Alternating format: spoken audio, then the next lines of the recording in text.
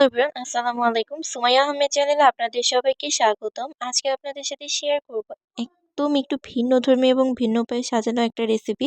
সেটা আমার একদম সম্পূর্ণ নিজে থেকে করা এবং এত মজাদার। এটা ডাল, টমেটো, আলু এবং ডিম দিয়ে করা একটা রেসিপি এবং ধনেপাতা। তো চলুন কথা না বাড়িয়ে দেখা যাক কিভাবে এই রেসিপিটি রেডি করি। তো এখানে নিয়ে নিয়েছি ১ কাপ পরিমাণ মসুরের ডাল, খুব সুন্দর করে একটু হলুদ, পুরো একটা রসুন এবং ৪ থেকে ৫টা মরিচ ফালি করে কেটে একদম একসাথে করে দিয়ে সিদ্ধ করে নিয়েছি। একদম ঘন করে সিদ্ধ করে নিয়েছি, নরম করে। যেভাবে সিদ্ধ করে নিলে ডালগুলা গলে যায় ওইভাবে একদম ৩০ মিনিট ধরে। আর এখানে ৪টা ডিম খুব সুন্দর করে যেভাবে ডিম ভাজে ওভাবে ভেজে নিয়েছি।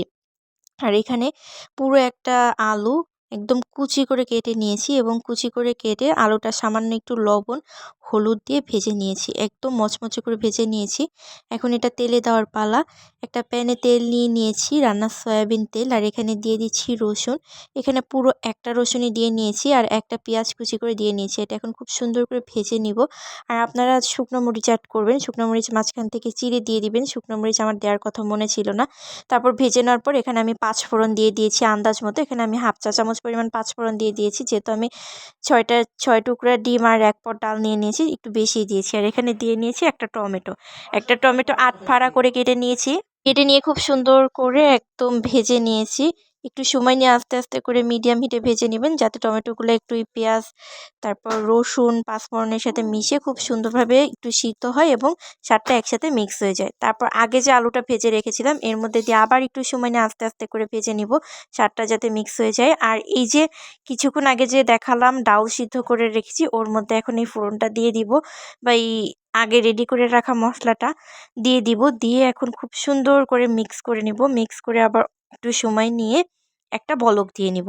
একটা বলক দিয়ে নেওয়ার পরে এখানে কিন্তু যে ডিমগুলো ভেজে রেখেছিলাম ৫-৬ ফালি করে, ডিমগুলা কিন্তু আস্তে আস্তে দিয়ে দিব। এই যে দেখেন, এখানে আমি ৩টা ডিম, একদম জাস্ট ডিম যেই নিয়মে ভাজে, নর্মাল নিয়মে যেভাবে ৩টা ডিম ভেজে এখানে আমি ৬ টুকরা করে নিয়েছি।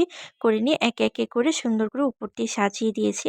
তারপর ডিমগুলো দেওয়ার পরে সুন্দর করে এটা আস্তে আস্তে করে ডিমগুলো ডালের মধ্যে দিয়ে দিয়েছি। আর এর মধ্যে পরে যেহেতু সম্পূর্ণ রেডি হয়ে গিয়েছে, লবণের দরকার ছিল, পর্যাপ্ত পরিমাণ লবণ আর ধনিয়া পাতা দিয়ে দিয়েছি কিছু, দিয়ে কিছু পানি দিয়ে ২ কাপের মতো পানি দিয়ে এটা একদম হাই হিটে ২০ থেকে ৩০ মিনিট আবার জাল করে ডালটা কিন্তু মোটামুটি ঘন করে নিয়েছি। তো এই যে দেখেন, আমার ডাল, ডিম, আলু দিয়ে টমেটো দিয়ে যে রেসিপিটা বানিয়েছি এটা কিন্তু সম্পূর্ণ রেডি এবং এত মজা হয়েছে, ধোঁয়া উঠছে।